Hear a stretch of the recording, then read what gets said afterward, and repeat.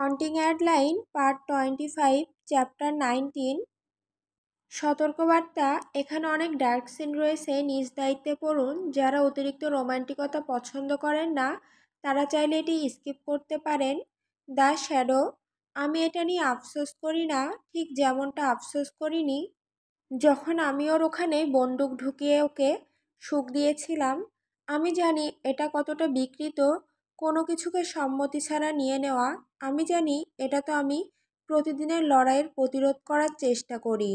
ও এখনও আমাকে সেটা দেয়নি, কিন্তু দেবে। আমি আমার ছোট্ট ইঁদুরটাকে ওর চেয়েও ভালো চিনি। ও এত বেশি অস্বীকারের মধ্যে আছে যে বুঝতেই পারছে না ও আমার প্রতি কতটা আকৃষ্ট। যদি না হতো তাহলেও উত্তেজিত করার চেষ্টা করতো না।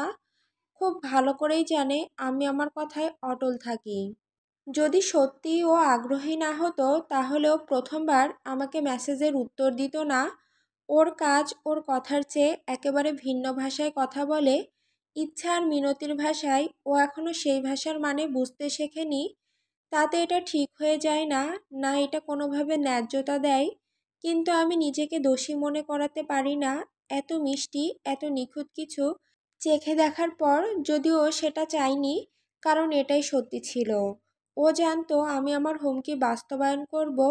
যদিও আমাকে আরেকবার ফাক অফ বলে, আর তবুও ও সেটা বারবার করতে থাকে। আর এটা আমাকে বলে যে আমার ছোট্ট ইঁদুরটা নিজের আসল অনুভূতিকে নিয়ন্ত্রণ করতে পারে না। এর মানে ও যে অনুভব করে সেটা নেশার মতো। প্রথমেও খুব শক্তভাবে লড়াই করছিল। ওর রাগ আর ক্রোধ আমার রক্তকে গলানো লাভায় পরিণত করছিল। যত বেশি ও লড়ছিল তত বেশি আমার ভেতরে অস্থিরতা কাজ করছিল। আমি খুব চাইছিলাম ওর গভীরে ঢুকতে। আমি খুব কাছে পৌঁছে গিয়েছিলাম, অত্যন্ত কাছে। যখন ওর সুখের আর্তনাদ আমার কানে পৌঁছায় আরও আমাকে আঁকড়ে ধরে লজ্জাহীনভাবে আমার মুখের উপর ঘষতে থাকে, তখন আমি প্রায় শেষ হয়ে যাচ্ছিলাম। আমাকে থামিয়েছিল একমাত্র ওর মুখের অভিব্যক্তি।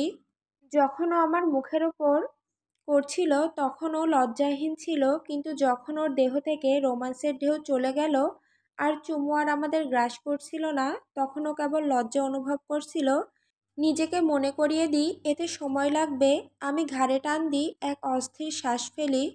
আমি আমার মাস্টাঙে বসে আছি। আমার ড্যাশ এখনও যন্ত্রণাদায়কভাবে চেইনের সঙ্গে চেপে আছে। ঠিক যখন আমি মনে মনে লেটস দেয়ার বি ফাকিং বলি, গাড়িতে ড্যাশ নেওয়া আমার পাপের তালিকায় সবচেয়ে ছোট জিনিস, এবং এটি প্রথমবার নয়। ঠিক তখনই আমার ফোন কনসোলে বিকট শব্দে বেজে ওঠে। আমি হাত শক্ত করে মুঠো করে ফেলি। আমার পেশিগুলো টান টান হয়ে ওঠে। আমি আমার ফোনটাকে জানালায় আছাড় মারার তীব্র ইচ্ছা দমন করি। হাই স্কুলের পর থেকে এমন অবস্থা হয়নি যখন সারা ফোরটন লকার রুমে আমাকে হ্যান্ড ড্যাশ দিচ্ছিল। তখন প্রথম কোনো মেয়ের হাত আমার ড্যাশে লেগেছিল, কিন্তু শেষ পর্যন্ত আমি শেষ করতে পারিনি, কারণ কোচ ঢুকে পড়েছিল আর আমি ওর সুন্দর বুকের উপর ঢেলে দিতে পারিনি। আমি ফোনটা তুলে কোনো দিক না দেখেই কানে লাগাই। হ্যাঁ, আমি গর্জে উঠি। আমার হতাশা বিপজ্জনক মাত্রায় পৌঁছে গেছে। আজ রাতে ড্যাশ দিতে পারোনি? যেই ফোনের ওপাশ থেকে ব্যঙ্গ মিশ্রিত মজা নিয়ে বলে। আমি আবার ঘাড়ে টান দেই, বিরক্ত হয়ে গর্জে উঠি যখন পেশিগুলো চট করে শব্দ না করে। যে আমি গর্জে উঠি। আমি ফোনে ওর সঙ্গে কথা বলার সময় আমার ড্যাশ স্পর্শ করব না যতটা দরকার এই চাপ কমাতে। যে এর কণ্ঠ শুনে সেটা করতে গিয়ে আমার গা গুলিয়ে উঠবে। শাটান্স অ্যাফেয়ার শহরে আসছে, ও শুরু করে। আমি মুখ খুলতে যাচ্ছিলাম ওকে জিজ্ঞাসা করার জন্য এটা আমার কোনো কাজে কেন আসবে, আর আমি নিশ্চিত হয়েছি 4টা ছোট পাখির নামে টিকিট আছে। ও কথা চালিয়ে যায়। আমি মুখ বন্ধ করে দিই। ওরা কেন সেখানে যাবে? আমি অবাক হয়ে জিজ্ঞেস করি, কেন 4জন পূর্ণবয়স্ক মানুষ কোনো হন্টেড ফেয়ারে যাবে তা ভেবে। Prime girls for the picking, বন্ধু। আর এখন একটা টিকিট তোমার নামে আছে। আমি দীর্ঘশ্বাস ফেলি। কবে? 3 সপ্তাহ পর। অনেক সময় আছে ক্লাবে গিয়ে কয়েকবার তোমার সুন্দর মুখটা দেখানোর। আবার দীর্ঘশ্বাস ফেলি। কনসোল থেকে সিগারেটের প্যাকটা তুলে মুখে নেই। দাঁতের ফাঁক দিয়ে একটা সিগারেট বের করি। লাইটারটা হাতে নিই, আগুন জ্বালাই, গভীর টান দেই। লালচে আগুনের আলো জ্বলজ্বল করে ওঠে। তুমি ধূমপান করছো তাই না? যে বলে। আমি অস্পষ্টভাবে হ্যাঁ সূচক শব্দ করি। জানালা নামিয়ে ধোঁয়া বের করে দিই। তীব্র উত্তেজনা চলে গেছে, কিন্তু আমার ড্যাশ এখনো ব্যথা করছে। তুমি বলেছিলে তুমি ছেড়ে দেবে। ও কাঁদো কাঁদো গলায় বলে। তুমি জানো এতে কত রাসায়নিক আছে? তথ্য অনুযায়ী যে আমি ওর কথা কেটে দিয়ে বলি, যদি ওকে কথা বলতে দিই তাহলেও একটা সিগারেটে থাকা উপাদানগুলো পিরিয়ডিক টেবিলের মতো করে বলে যাবে। কেউ কোনোভাবে পরোয়া করে না। ও বিরক্ত টিনেজারের মতো দীর্ঘশ্বাস ফেলে। যা খুশি ও বিড়বিড় করে। নতুন কিছু জানতে পারলে আমাকে জানিও। বলি, ফোন কেটে দিই। আরেকটা গভীর টান দিই আর মনোযোগ দিই ল্যাপটপে। আমার মাস্টাং এর ভেতর নানা যন্ত্রপাতিতে ভর্তি। ল্যাপটপটা একটা প্ল্যাটফর্মে বসানো। ড্যাশের সঙ্গে লাগানো একটা যান্ত্রিক বাহু দিয়ে আমি ওটাকে কাছে টেনে আনতে বা দূরে সরাতে পারি সুবিধা মতো। ড্যাশ কাম আইন শৃঙ্খলা বাহিনীর সতর্কতা সিস্টেম আর অন্য বেআইনি জিনিসপত্রে গাড়ির ভেতর সাজানো। আমি ল্যাপটপটা কাছে টেনে নিই আর চালু করি। উজ্জ্বল পর্দার আলো আমার সংবেদনশীল চোখে খোঁচা মারে। আলো থেকে চোখ সরিয়ে আমি আমার প্রোগ্রামগুলো চালু করি আর কাজে লেগে যাই।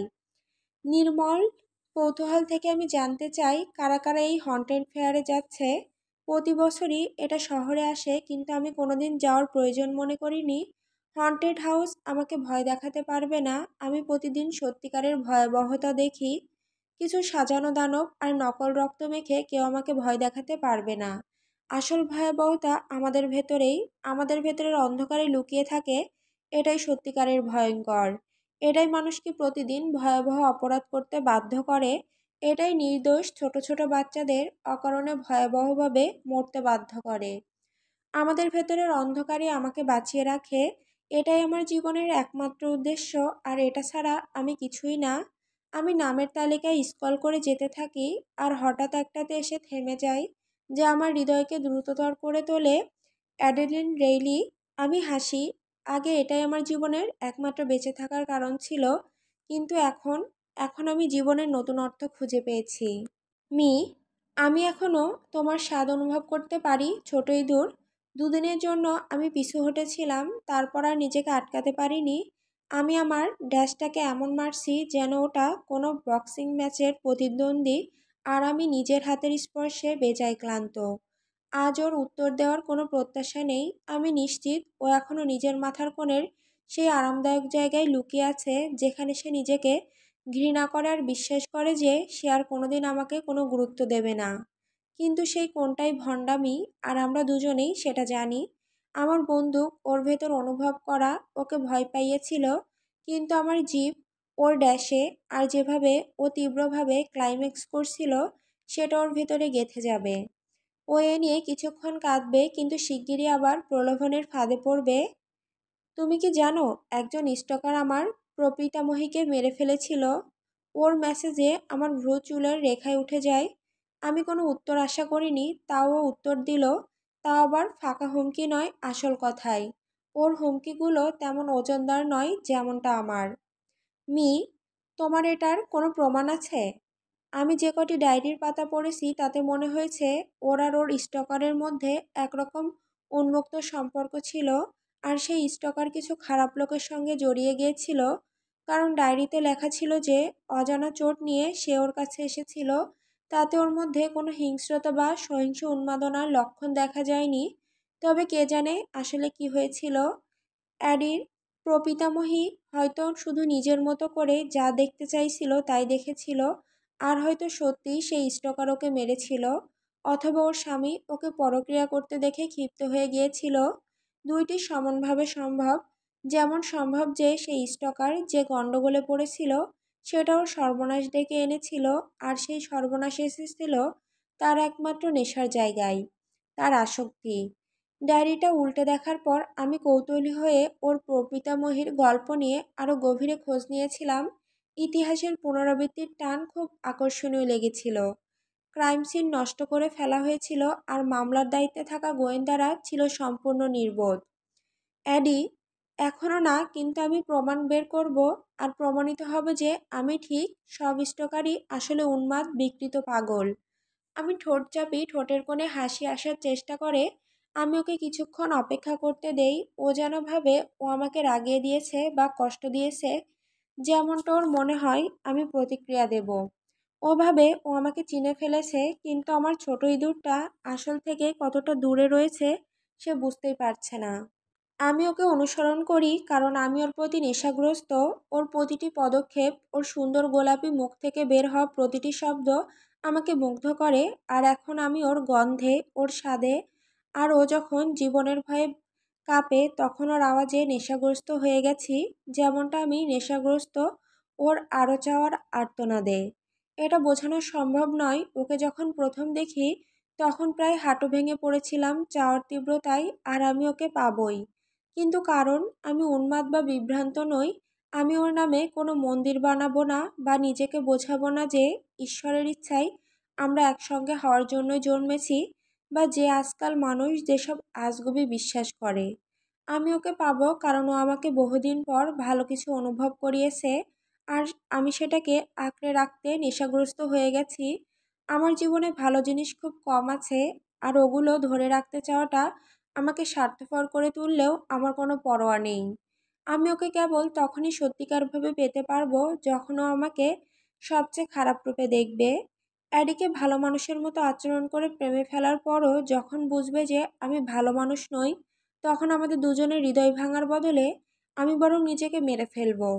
তাই ওর প্রতি আমার এই আসক্তি হলো, যেমনটা এটা মি ও তুমি বেশ বিচারক, তাই না? শেষবার যখন দেখেছিলাম তোমার প্রপিতামহী কিন্তু ওর স্টকারকে ভালোবাসতো। ও বুঝতে পারবে যে আমি ওর প্রপিতামহীর ডায়েরি পড়ে ফেলেছি, তখন ও খুব রেগে যাবে। হাসতে হাসতে আমি ফোনে ওর ঘরের ক্যামেরার ফিড চালু করি, আর ক্লিক করে দেখি অ্যারি বিছানায় বসে ফোনের দিকে তাকিয়ে আছে। যখন ও নিজের ঘরের ক্যামেরা খুলে ফেলছিল তখন আমি সতর্কবার্তা পেয়েছিলাম। আরও ঘরে না থাকার সুযোগে আমি নিজের ক্যামেরা বসিয়ে এসেছিলাম। ওর মুখ স্পষ্ট দেখা না গেলেও টেলিস্কোপ ছাড়াই বোঝা যায় ও ফোনের স্ক্রিনের দিকে রাগে তাকিয়ে আছে। রেগে গেলে ও বেশ মজার লাগে। ওর আঙুলগুলো দ্রুত নড়তে থাকে, আর আমি হেসে ফেলি যখন ও মেসেজ পাঠিয়ে ফোনটা বালিশে ছুঁড়ে ফেলে। 1 সেকেন্ড পরেই আমার ফোনে ভাইব্রেশন আসে। ও ওকে ধোঁকা দিয়েছিল যেমন তুমি আমাকে দিচ্ছ। তারপর ওকে মেরে ফেলেছিল যেমন আমি নিশ্চিত শেষমেশ তুমিও আমাকে মেরে ফেলতে চাইবে। আমি ওর নাটকীয়তায় চোখ উল্টে দেই আর কল বাটন চাপি। ও ফোন ধরে কিন্তু কথা বলে না। আমি রিসিভার থেকে ওর হালকা নিঃশ্বাস শুনতে পাই, আর ইচ্ছে করে ওর গলার স্পন্দন চেটে দিতে, ওর নাড়ির স্পন্দন জিভে অনুভব করতে। আমি পছন্দ করি যে ও আমার ভয়ে কাঁপে। তোমার নাটক শেষ? আমি জিজ্ঞেস করি যাতে ও আমার গলার রসিকতার ছোঁয়া শুনতে পাই। ও নিঃশ্বাস ছাড়ে। আমি ওর মুখের বিরক্ত ভঙ্গিমা কল্পনা করতে পারি। আমার ড্যাশ ভেতরে শক্ত হয়ে ফুলে ওঠে, মুহূর্তের মধ্যেই যন্ত্রণার মতো শক্ত হয়ে যায়। নাটক? তুমি ভাবো জিজিকে তার স্টকার খুন করা নাটক? তুমি ভাবো স্টকার দ্বারা পিছু ধাওয়া হওয়াটা তুচ্ছ বিষয়? অবশ্যই না, আমি উত্তর দেই। উন্মাদ স্টকারদের দ্বারা মানুষ সবসময়ই মরে। আমার সততা ওকে স্তব্ধ করে দেয়। অ্যারি, বেবি, ভয় পেয়ে তুমি বুদ্ধিমানের কাজ করেছো, খুবই বুদ্ধিমানের। কিন্তু আমি কেন চাইবো তুমি কোনো মিথ্যা কিছুর প্রেমে পড়ো? ও নাক সিটকায়। তুমি কি সত্যিই ভাবো আমি তোমার প্রেমে পড়ব? তুমি সত্যিই ভাবছো তুমি পড়বে না? যদি আমি সেই বুক স্টোরে গিয়ে তোমাকে ডেটে নিয়ে যেতাম, আমি তোমাকে প্রলুব্ধ করতাম, মুগ্ধ করতাম, সুন্দর মিথ্যা হাসি দেখাতাম আর রানীর মতো আচরণ করতাম, সব কিছুর তোমার মুখের সামনে মিথ্যে বলে, এটাই কি তুমি সত্যিই চাও? আবার নীরবতা। ও না বলতে পারে না, আর সেটাও জানে। তুমি কেন স্বাভাবিক হতে পারো না আর আমাকে পিছু না নেওয়ার প্রয়োজন অনুভব করো না? তাহলে আমি নিজেকে সত্যি করে প্রকাশ করতে পারতাম না ছোট ইঁদুর? আমি পছন্দ করি যে আমি তোমাকে ভয় পাইয়ে দেই। আমি পছন্দ করি তুমি যখন আমাকে এড়িয়ে যাও। এই ধরা পালানোর খেলা, বিড়াল আর ইঁদুরের খেলা, আমি এটাকে ভীষণভাবে ভালোবাসি। আর আমি মনে করি তোমারও কিছু অংশ এটা ভালোবাসে। ও আমাকে হেসে উড়িয়ে দেয়। তুমি পাগল যদি ভাবো আমি তোমার দ্বারা ভয় পাওয়া উপভোগ করি। তবে আবার আমি আগেই জানতাম তুমি পাগল।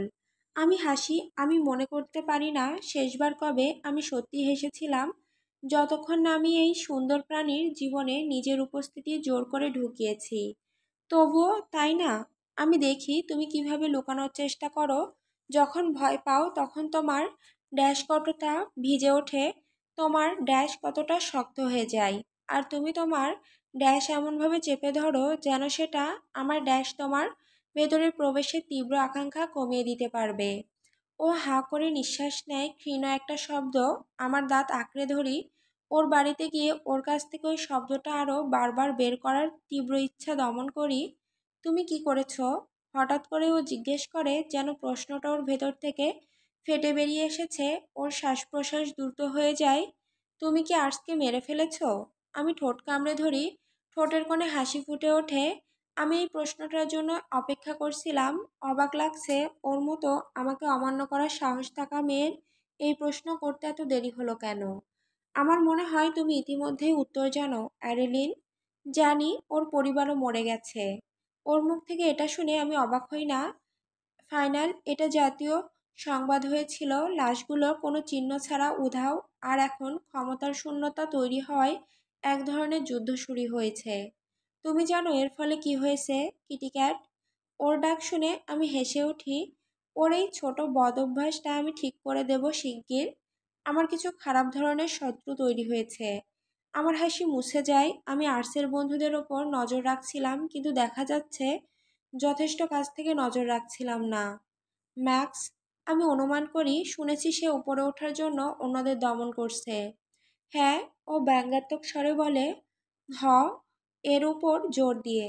হুম। আমি গুনগুন করি, মনে মনে ভাবি কিভাবে ম্যাক্স আর ওর দলে থাকা সবাইকে শিক্ষা দেব।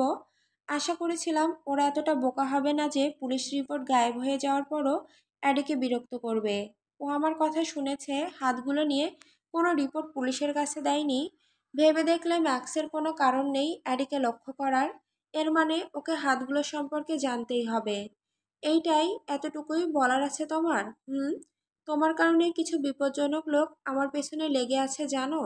যদি তোমার উন্মাদ হিংসার কারণে একদিন আমি মরে যাই, তোমাকে এখানেই থামাই বেবি। কারণ তুমি মনে হয় ভুলে যাচ্ছ আমি কিছুদিন আগে তোমার ড্যাশে বন্দুক ঢুকিয়েছিলাম।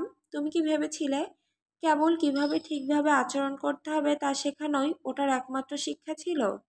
ও চুপ করে যায়। তুমি যদি ভাবো এই নিচু স্তরের অপরাধীরা আমার চেয়ে ভয়ঙ্কর, তাহলে আমি ঠিকভাবে বোঝাতে পারিনি, তাই না? পরের বার যদি তুমি ওদের আমাকে প্রাধান্য দাও, আমি ওদের মাথা তোমার দরজার সামনে পাঠিয়ে দেব। আমি ঘাড় মচকাই। রাগের ঝাঁজ কমে আসে যখন অ্যাডি ওর সুন্দর ছোট মুখ বন্ধ করে দেয়। ও শিখতে শুরু করেছে, কিন্তু আমি প্রার্থনা করি যেন ও কখনো কথার প্রতিবাদ করা বন্ধ না করে। আমি ওকে শাস্তি দিতে পছন্দ করি। আমার আমার বুঝতেই পারছি না কেন তোমার সঙ্গে কথা বলছি। শেষ পর্যন্ত হকচকিয়ে বলে ওঠে, তুমি একজন অসুস্থ বিকৃত মানসিকতার মানুষ, আর আমি তোমার বিরুদ্ধে আরেকটা পুলিশ রিপোর্ট করেছি, হারামজাদা। মিথ্যে। শেষবারও আমার বিরুদ্ধে রিপোর্ট করেছিল সেই রাতে, যখন আমি ওর বাড়ির বাইরে দাঁড়িয়েছিলাম। আরও ফোন করার ভান করছিল।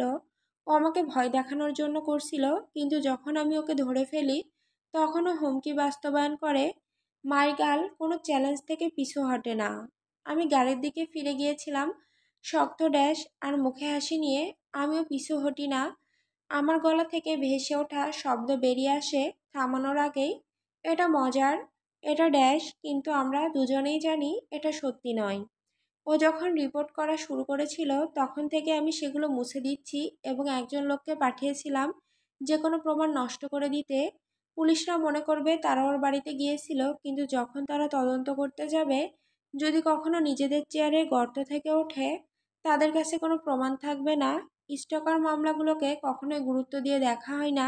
এ কারণেই তো অনেক নারী খুন হয়ে যায়। ও গর্জন করে ফোন কেটে দেয়, আর আমি হাসি থামাতে পারি না, বিশেষ করে যখন ক্যামেরার ফিড চালু করে দেখি ও ঘরের মধ্যে রাগে ছোট ছোট পা মেরে হাঁটছে, নিজের সঙ্গে ফিসফিস করে কথা বলছে, সম্ভবত নিজেকেই গাল দিচ্ছে ফোন ধরার জন্য। মজা তো এখনো শুরুই হয়নি, ছোট ইঁদুর।